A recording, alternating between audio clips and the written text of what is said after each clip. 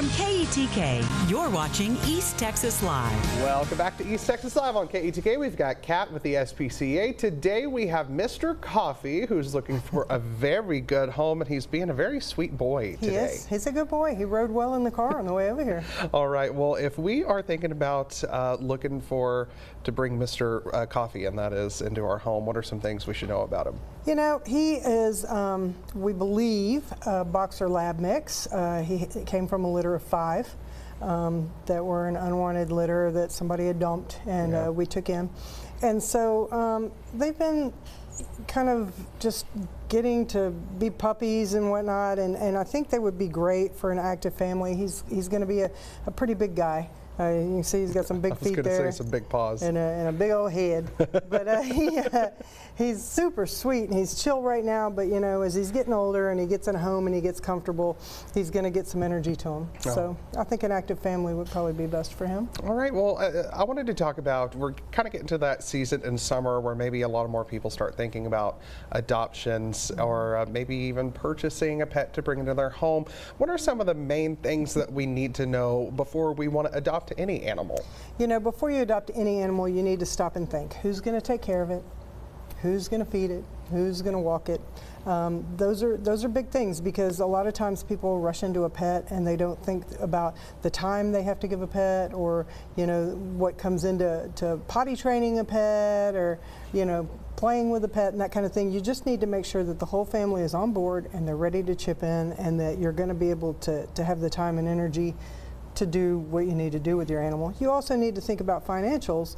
You know, you have to be able to take them for their shots and give them their heartworm medicine and that kind of thing. So it's a big responsibility. You know, a pet's a new family member, and so you just really have to stop. It's kind of like having a baby. You have to stop and think about it and make sure you're ready. Especially with the financial aspect, because I think maybe that's one people don't think about when it comes to all those vet visits. Yeah. Try saying that 3 times fast. And you know, God forbid something happen, you know, and the dog get hurt or sick, you know, then there's an extra expense that you weren't expecting. So, you know, in order to take care of them properly and have them be a happy, healthy member of your family, you really need to think about all those things before you bring one in. Well, let's talk about the adoption process with y'all. Kind of walk me through how fast it goes and how it all works.